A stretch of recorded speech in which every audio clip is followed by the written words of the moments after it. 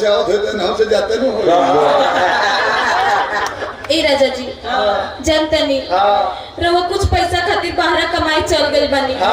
हमरा से गर्मी देखल नहीं खिंचा कुल साल तो बिल जा रहा है राजा जी लेकिन ये 2 महीना के चैत हमरा से नहीं खे बीता जब जब पसीना हमरा चोलिए से पार हो करता है राजा जी हमारा रोआ खाड़ हो जाता रोआ खड़ा होता तो अपना टेंशन में मारू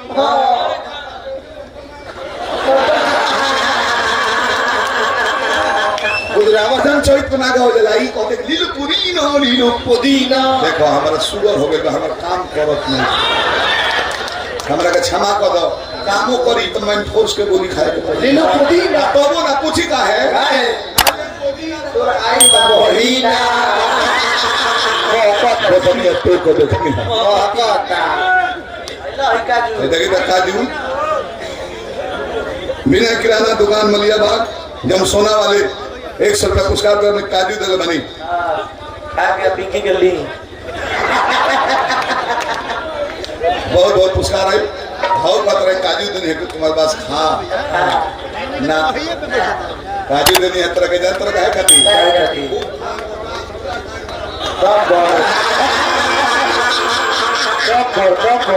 चौबीस महीना खान की जवाब है ये कौन जवाब देना पड़ी नू कौन बोल रहे हैं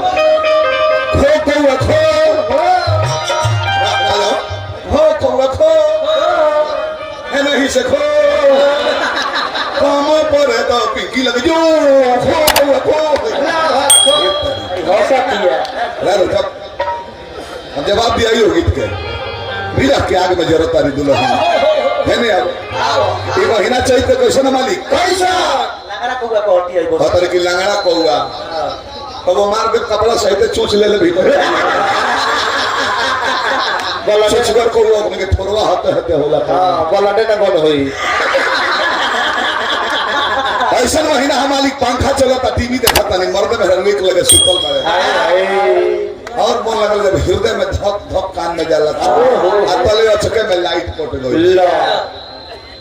एक सब प्रसाद है और साउंड के जोड़ा नहीं खे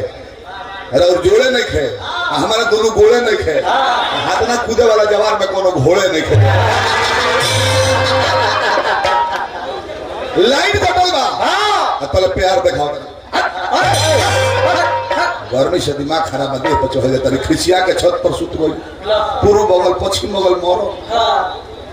कौन 3 बजे भोर ले ऐसा महीना हो 2 रस प्यार बहले जब 3:30 में पूर्वैया सिहकल बिया दोनों ओर से घुसू करता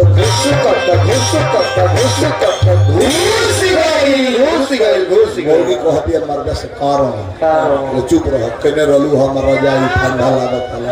तो मोगी कहते कारी हमार मिलिट्री वाला भैया के हमारा तू कने गरमौलर रह तब एक लगा सुख जब एक चदरा में है कि एक आदमी बाहर है जब चदरा खींचबो न तो भूल दू जना छोड़ावत निकली